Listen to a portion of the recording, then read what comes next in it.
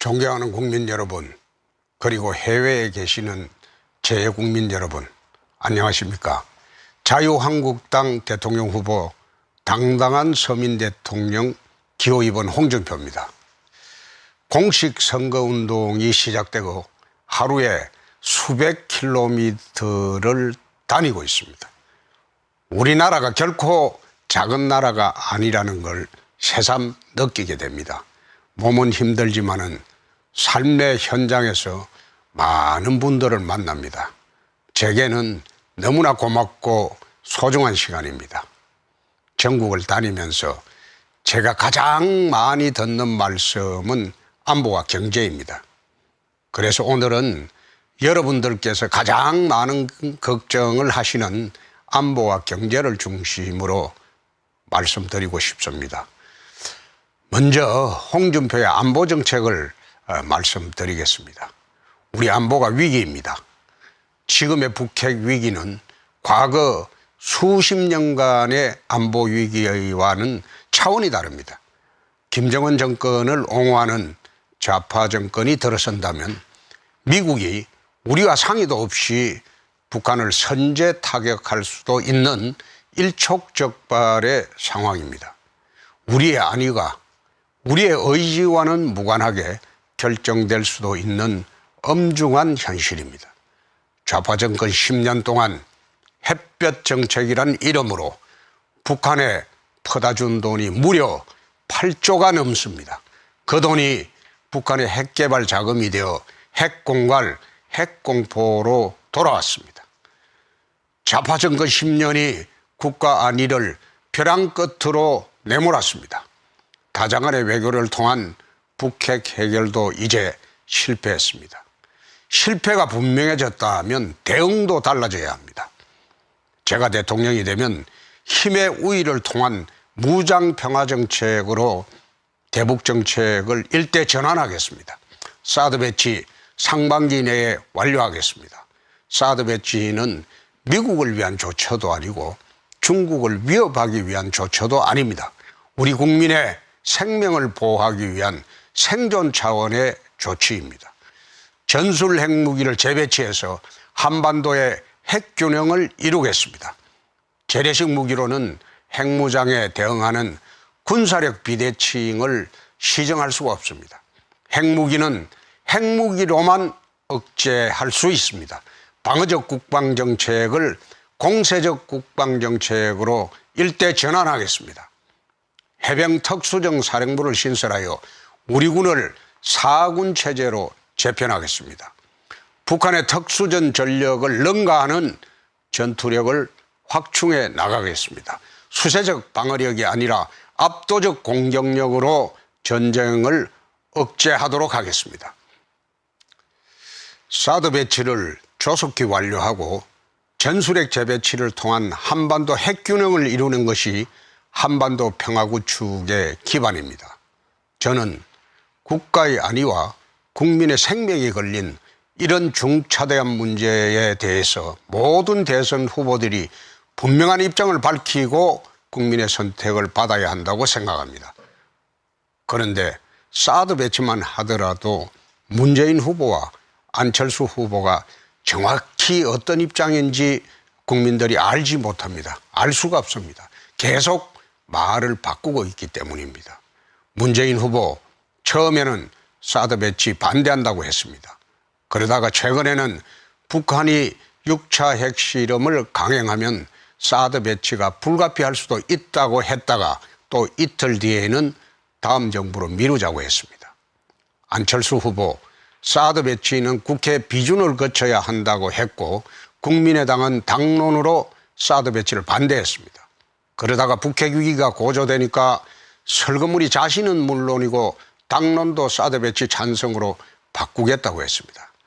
하지만 국민의당은 지금도 여전히 당론으로 사드 배치를 반대하고 있습니다. 국가의 전망이 걸린 안보 문제에 대해서 이렇게 하루가 멀다 하고 말을 바꾸는 것은 대통령 후보로서 옳지 못합니다. 위기로부터 어떻게 국가를 지켜낼 것이냐, 어떻게 국민의 불안을 해소하고 안심시켜 드릴 것인가, 이것이 대통령 후보가 가장 먼저 국민께 답해야 하는 문제입니다. 둘째, 경제정책을 말씀드리겠습니다. 문재인 후보, 안철수 후보 두 사람 다 정세하겠다고 합니다. 세금을 올리겠다는 겁니다. 작년 한 해 우리나라 조세 수입이 처음으로 300조를 돌파했습니다. 318조 원입니다. 조세 부담률이 역대 두 번째로 높았습니다. 그런데도 세금을 더 걷겠다고 합니다. 더 걷어서 뭘 할 거냐? 묻지마 복지 하겠다고 합니다. 정세도 모자라서 국민연금까지 빼서 묻지마 복지에 쓰겠다고 합니다. 국민의 노후 자금인 연금을 빼서 부상보육, 임대주택, 노인시설 뭐 이런 데다 돈을 펑펑 써보겠다는 겁니다. 국민연금은 정부 돈이 아닙니다. 우리 국민들의 노후 자금입니다. 정세에서 현재 내 주머니를 털고 국민연금을 빼서 미래의 저금까지 털어가겠다는 겁니다. 우리 국민들 그냥 앉아서 거지가 됩니다. 저는 4년 4개월 동안 경상남도를 경영했습니다. 재정점검단을 만들어서 허투루 쓰이는 예산 모두 다 잡아냈습니다. 전국 최초로 복지뉴스 특감을 해서 서민에게 가야 할 돈 중간에서 빼먹는 거 모두 잡아냈습니다. 공기업 구조조정을 하고 통폐합을 냈습니다. 경남개발공사, 도립 마산 의료원 전부 흑자로 전환을 했습니다. 세금 먹는 하마로 전락한 민자사업 다 뜯어고쳤습니다. 거가대교, 마창대교 전부 재구조화 성공했습니다. 3년 6개월 만에 1조 3,488억 원의 빚을 한 푼도 안 남기고 다 갚았습니다. 땅 한 평 팔지 않고 오직 행정개혁과 재정개혁만으로 빚을 다 갚았습니다. 전국 시도 최초로 채무 제로를 달성했습니다. 그렇게 만든 재정 여유로 서민 복지를 확대했습니다. 전국 시도의 복지 예산 비율이 평균 31.2%인데 반해 경상남도의 복지 예산 비율은 37.9%나 됩니다. 정세 없는 복지가 가능하다는 것을 제가 보여주었습니다. 단연코 말씀드리건대 정세는 필요 없습니다. 국민연금은 절대로 한 푼도 건드리지 않겠습니다. 국민의 노후 자금인 국민연금은 함부로 뺏어지 못하도록 아예 대못을 박아놓겠습니다. 일자리 정책도 마찬가지입니다. 문재인 후보 공공부문 일자리 81만 개 창출하겠다고 합니다. 안철수 후보 공공부문에 직무형 정규직 도입하겠다고 그렇게 말합니다. 한마디로 공무원 숫자 늘려서 일자리 문제 해결하겠다는 겁니다. 참으로 어이가 없는 공약입니다. 지금 세계 경제의 핵심이 4차 산업혁명입니다. 병원 진료도 의사가 아니라 인공지능이 하는 그런 시대입니다. 우리나라에도 이미 인공지능 왓슨이 진료를 시작했습니다. 무슨 수로 공무원 숫자를 늘립니까? 인공지능을 가장 쉽게 가장 먼저 적용할 수 있는 것이 일반 관리 행정입니다. 지금 규모를 유지하기도 지금 어렵습니다. 4차 산업혁명을 경제 분야 핵심 공약이라고 하면서 일자리 정책은 농경시대 공약을 하고 있습니다. 그것뿐입니까?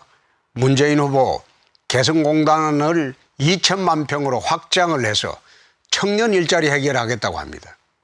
창원 국가산단의 3배나 되는 공단을 북한에 만들어서 우리 기업을 다 이전시키면 그게 북한의 젊은 청년 일자리 만들어주는 것이지 우리 젊은이들 새로운 일자리가 단 한 개라도 생겨납니까?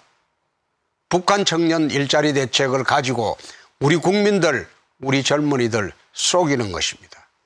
일자리는 기업이 만드는 것입니다. 기업의 길을 살려서 기업이 자유롭게 경영을 하고 투자를 해서 더 많은 민간 일자리를 만들 수 있도록 정부가 뒷받침해야 합니다. 또 한 가지 노조 이야기 좀 하겠습니다. 좌파 후보들 경제 공약을 보면 이건 기업은 죽이고 민노총은 황제처럼 받들어 모시겠다는 것입니다. 대기업을 청산해야 할 경제적폐라고 합니다. 기업인은 아예 범죄인처럼 취급을 하면서 민노총의 행포에 대해서는 눈을 감고 있습니다. 지금까지 강성 기종 노조에 얹혀서 표를 받아왔기 때문에 민노총 눈치만 보는 것입니다. 우리나라 전체 임금 근로자가 1950만 명인데 민노총 가입자는 3.2%에 불과합니다. 이 중 70% 이상이 조합원 1000명 이상의 대기업 노조입니다. 평균 연봉이 1억 원이 넘고 일자리를 자식에게 세습하고 파업해도 월급은 꼬박꼬박 받는 황제 노조원들입니다. 직원이 필요해도 노조 허가를 받아야 하고 해고를 하려 해도 노조 허가를 받아야 됩니다. 하청업체 계약까지도 노조가 간섭을 합니다. 노조 때문에 국내 기업이 해외로 떠나가고 노조 때문에 외국 기업이 투자를 하지 않고 노조 때문에 새로운 청년 일자리가 생겨나지 않습니다. 청년 고용 절벽, 일자리를 독점하고 있는 민노총을 그대로 두고서는 해결을 할 수가 없습니다. 노조의 취업 독점이 청년 취업에 기울어진 운동장입니다. 이 기울어진 운동장을 바로잡을 수 있는 사람 저밖에 없습니다. 민노총과 싸워본 사람, 싸워서 이긴 사람 저밖에 없습니다. 경남도지사 시절 강성기종노조의 놀이터로 전락한 진주어려운을 저는 폐업을 했습니다. 민노총과 좌파들의 극렬한 저항에도 불구하고 폐업을 시켰습니다. 직원 250명에 하루 외래 환자는 200명, 직원 1명이 하루에 1명의 환자도 채 안 보는 병원 상상이 되십니까? 해마다 수십억 원의 적자를 내고 누적 부채가 300억 원이나 됐습니다. 단체 협약에 고용세습을 명문화해놓고 현원이 정원이라는 말도 안 되는 조항까지 넣어서 노조들 마음대로 직원을 늘렸습니다. 의료 수익 대비 인건비 비율이 80%를 넘어갔습니다. 전직 도지사들도 모두 문제를 알았지만 노조가 무서워서 아무도 손대지 못했습니다. 폭탄 돌리기만 한 것입니다. 그래서 제가 했습니다. 도민을 위해 꼭 해야 할 일이었기 때문에 제가 폐업을 단행했습니다. 진주의료노조에 전국보건의료노조에 민노총에 좌파 정치권까지 총집결을 했습니다. 도청 송신탑을 점거하고 수천 명의 민노총 노조원들이 도청을 포위했습니다. 그래도 물러서지 않았습니다. 옳은 일이었기 때문에 물러서지 않았고 마침내 이겼습니다. 민노총의 취업 독점, 청년 취업에 기울어진 운동장 제가 꼭 바로잡도록 하겠습니다. 존경하는 국민 여러분, 이번 대선은 단순히 5년 임기 대통령을 뽑는 선거가 아닙니다. 대한민국의 미래를 이끌어 가야 하는 체제를 선택하는 전쟁입니다. 친북 좌파 정권을 선택할 것인지 위장보수 친북 정권을 선택할 것인지 아니면 자유 대한민국 수호 정권을 선택할 것인가에 대한 체제 선택 전쟁입니다. 1960년대 초반 아시아 두 나라에 정변이 있었습니다. 우리나라에는 박정희 정권이 들어섰고 미얀마에는 내윈 정권이 들어섰습니다. 당시 우리나라는 국민소득 70불의 세계 최빈국이었습니다. 미얀마는 풍부한 천년 자원을 가진 아시아 최대 부국이었습니다. 박정희 정권은 자유주의 시장 경제 체제를 선택을 했고 내윈 정권은 국가 사회주의 경제 체제를 선택을 했습니다. 반세기가 지난 지금 두 나라의 운명이 어떻게 달라졌습니까? 우리나라는 1인당 국민소득 3만 불 시대를 눈앞에 두고 있습니다. 국제 원조를 받던 최빈국에서 원조를 주는 공여국으로 탈바꿈한 세계 유일의 나라로 발전했습니다. 미얀마의 2015년 1인당 국민소득은 1,300불에 불과합니다. 유엔이 지정한 세계 최빈국입니다. 어떤 체제를 선택하느냐에 따라서 한 나라의 운명이 달라집니다. 5월 9일 친북 좌파 정권, 위장보수 친북 정권이 집권을 하면 지난 수십 년간 우리나라가 자랑스럽게 만들어 온 그 역사가 무너집니다. 대한민국의 미래가 무너집니다. 존경하는 국민 여러분, 어제 저는 TV 토론에서 다른 후보들에게 질문을 해봤습니다. 당신은 좌파입니까? 우파입니까? 그것은 정체성에 대한 질문입니다. 저는 국가관을 물었고 안보관을 물었고 경제관을 물었습니다. 대통령 후보로서 당연히 대답해야 할 질문입니다. 국민들께서 반드시 들어야 할 대답입니다. 저는 당당하게 보수 우파 후보라고 말을 합니다. 반드시 자유 대한민국을 지키겠다고 약속을 했습니다. 문재인 후보, 안철수 후보, 자신이 좌파 후보라고 절대 말하지 않습니다. 우파 후보라고도 말하지 않습니다. 내가 어떤 후보인지 자신의 정체성조차 대답하지 못하면서 표만 달라고 합니다. 국민을 속이는 것입니다. 정직하지 않습니다. 옳지 않습니다. 대통령이 되면 북한에 먼저 가겠다고 하고 대기업은 청산해야 할 경제 적폐라고 하면서 무조건 강성기조 노조만 편드는 문재인 후보, 저는 좌파라고 생각합니다. 사드 배치를 당론으로 반대하는 국민의당 안철수 후보, 그걸 숨기려고 벽보에 당명도 표시하지 않는 후보, 저는 좌파 정당의 좌파 후보라고 생각합니다. 저 홍준표는 당당하게 보수 우파 후보입니다. 보수의 가치, 보수의 정신, 보수의 헌신 모두 지켜내겠습니다. 북핵의 위협으로부터 자유 대한민국을 반드시 지키겠습니다. 극소수 강성기종 노조의 횡포로부터 한국 사회의 정의를 지켜내겠습니다. 대기업 노조의 파업 때문에 월급도 못 받고 한숨 쉬는 협력업체, 하청업체 근로자의 권리 제가 지키겠습니다.